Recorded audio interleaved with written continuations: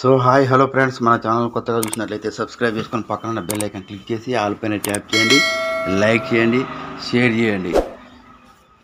తెలంగాణలో మహిళలకు సీఎం రేవంత్ రెడ్డి శుభవార్త. ప్రతి నెల 2500 రూపాయలు. ఎప్పటి నుంచి అంటే తెలంగాణ రాష్ట్రంలో కాంగ్రెస్ ప్రభుత్వం అధికారంలోకి వచ్చిన తర్వాత ప్రజలకు ఇచ్చిన హామీలను నెరవేర్చడంలో చకచక ముందుకు సాగుతుంది.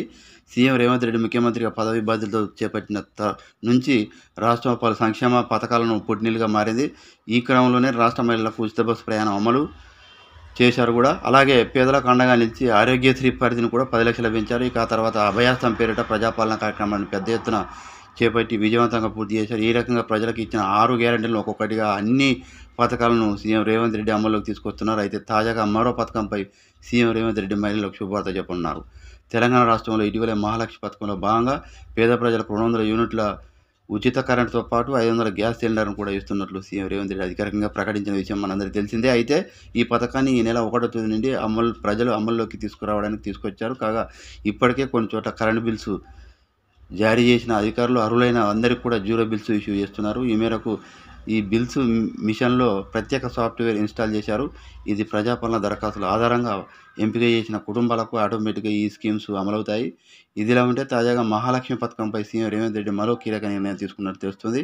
గతంలో పేద గృహిణులకు ప్రతి నెల 2500 ఇస్తామని ఇచ్చిన హామీపై సీఎం ప్రస్తుతం దృష్టి పెట్టారట. అతి త్వరలోనే ఈ పథకాన్ని కూడా అందుబాటులోకి తీసుకురావాలని కూడా ప్లాన్ చేస్తున్నారు సమాచారం. ఇక ఎన్నికల సమయంలో మహిళలకు నెలకు 2500 ఇస్తామని హామీ ఇవ్వడంతో ఎప్పుడెప్పుడు అని ఈ పథకాన్ని అమల్లోకి తీసుకొస్తారని మహిళలు ఎంతో ఆసక్తిగా ఎదురుచూస్తున్నారు.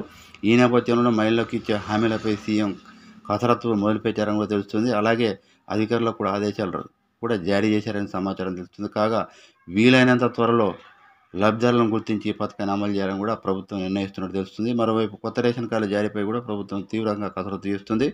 ఇక రాష్ట్రంలో అర్హత ఉన్న ప్రతి పేద కుటుంబానికి తెల్ల రేషన్ కార్డు ఇచ్చి తీర్థమని కూడా చెప్తుంది. మరి త్వరలో మహిళలకు ప్రతి నెల 2500 ఇచ్చే పథకాన్ని అందుబాటులోకి తీసుకురావడంపై మీ అభిప్రాయాన్ని కామెంట్స్ రూపంలో తెలియజేయండి. సో ఇలాంటి లేటెస్ట్ న్యూస్ మీకు రావాలంటే సబ్స్క్రైబ్ చేసుకొని పక్కన బెల్ ఐకాన్ క్లిక్ చేసి ఆల్ పైన ట్యాప్ చేయండి. మీకు ఈ వీడియో నచ్చినట్లయితే లైక్ చేయండి, షేర్ చేయండి.